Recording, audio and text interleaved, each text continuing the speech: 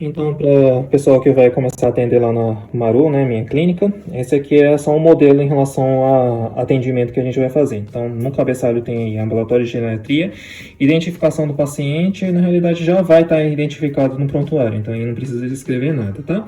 Acompanhante, é importante colocar o nome da acompanhante, coloca aí, tira esse sem acompanhante, coloca aí, será Maria, né?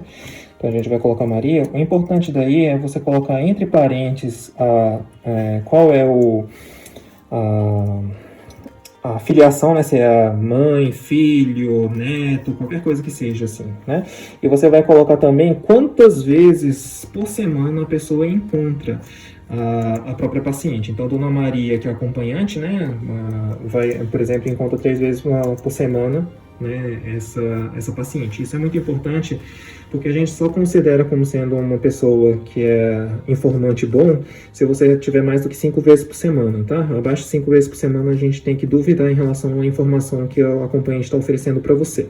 Então, por isso que a gente coloca, né, qual é o grau de relacionamento, né, da pessoa e o tempo de relacionamento da pessoa. Aí tem a medicação de uso atual. Na medicação de uso atual a gente numera, número 1, número 2, número 3, né? E coloca o nome do medicamento, AS, por exemplo, coloca a dose, coloca aí 100 mg de AS, 100 mg. E eu gosto de colocar, por exemplo, ao lado desse AS 100 mg, 0, 1, 0. O que significa esse 0, 1, 0? Isso significa que não toma pela manhã, à tarde toma um comprimido, à noite toma 0 comprimidos, tá? A mesma coisa, por exemplo, número 2, coloca losartano 50 mg. Se a gente coloca losartano 50 mg e colocar 1, 0, 1, significa que o paciente está tomando um comprimido pela manhã e um comprimido à noite. Então é assim que a gente escreve a medicação de uso atuais. A medicação prévia, você vai ter que colocar o motivo de troca e efeito colateral. Por exemplo, a pessoa teve alergia a sulfa. Então, você coloca sulfa, alergia. Somente isso, na medicação prévia. Então, pode colocar aí sulfa, alergia. É muito importante colocar a numeração para a gente ter a noção de quantos remédios que o paciente está utilizando, tá? Que se o paciente estiver utilizando mais do que 5 medicações, a gente já sabe que provavelmente esse paciente vai ter efeito colateral. Então, por isso que a gente numera para saber se tem mais do que 5. Acima de 5 é mais do que 50% de chances de ter efeito colateral. Acima de 8 medicações é 100% de chance de ter efeito colateral. Então, por causa disso, a gente tem que ter noção de que tem mais do que 5 ou mais do que 8 medicações. Por isso que a gente quer numerar, quer que numere, não simplesmente coloca o nome do medicamento, para não ter esse tipo de problema, tá? A mesma coisa acontece em relação à hipótese diagnóstica, lista de problemas, né? Aqui a gente coloca o que o paciente tem, tá? Então, no hipótese diagnóstica, lista de problemas, você pode colocar aí, no caso desse paciente, se está utilizando a AS losartano, provavelmente infarto e tem hipertensão, né? Então, RAS e... Aí coloca número 1, RAS, né? E número 2, IAM. Ou DAC, né? Quando quiser. Isso. DAC, né? DAC é doença intracraniana. Então faz o IAM ou DAC, né? Pode colocar na mesma coisa. Mas aí você pode colocar como sendo... se você quiser colocar alguma coisa em específico embaixo, você pode colocar o resultado do último exame, por exemplo. Então, embaixo do RAS, por exemplo, você pode colocar embaixo do RAS, sem numeração, né? Tira a numeração e coloca, por exemplo, resultado do mapa. Aí coloca a data, né? Pode colocar primeiro de janeiro de 2022, por exemplo, né?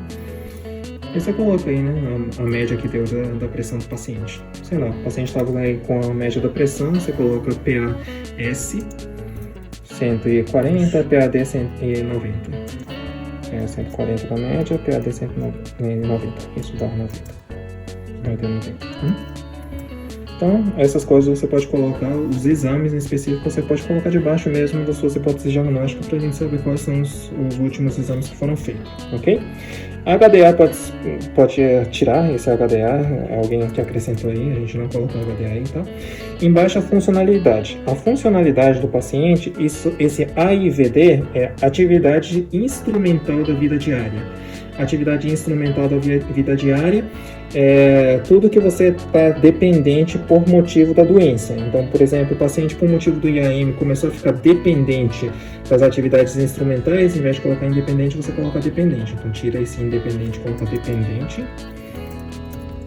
Aí você coloca entre parênteses, por exemplo, que o paciente por motivo do IAM deixou de trabalhar. atrapalhar. A atividade instrumental é tudo que você aprende na vida adulta. Então, trabalhar, cozinhar, faxinar, tudo isso é atividade instrumental da vida diária. E a atividade básica da vida diária, ABVD, né, atividade básica, são todas as coisas que você aprende na vida infantil. Nesse caso vai ser independente mesmo, né? Que o paciente não deixou, por exemplo, de caminhar, ir ao banheiro sozinho, vestir, essas coisas assim, o paciente está normal. Então você vai colocar como sendo independente na atividade básica. Tudo que eu faria, uma criança faria, por exemplo, é independente, mas tudo que o adulto faria, ele precisa de uma certa dependência por causa da doença. Isso é importante para saber se a doença realmente está atrapalhando a vida diária dele, né? Se é a atividade básica ou a atividade instrumental, certo? Exames complementares aqui, o que é mais importante está escrito aí, né? Que são os exames laboratoriais no geral. Vitamina B12, vitamina D, né? Tá separado do laboratório o TSH, que é o hormônio da tireoide, a DMO, que é densitometria óssea, colonoscopia, né? EPF, exame parasitológico de fezes, mas aí também entra o sangue oculto de fezes, ok?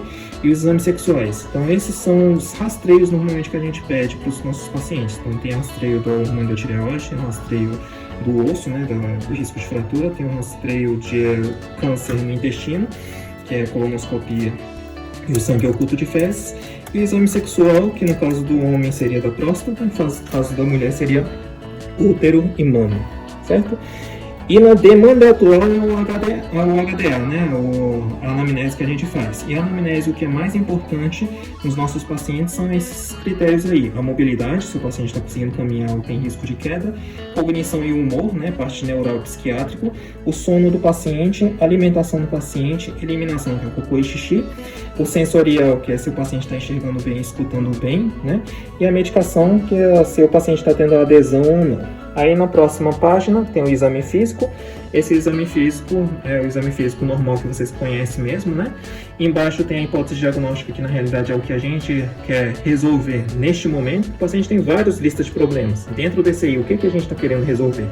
Aí a gente coloca nessa hipótese diagnóstica em conduta, né? E coloca retorno da geriatria em quantos meses que você quer que retorne na geriatria. Então é basicamente isso que a gente quer que vocês saibam preencher.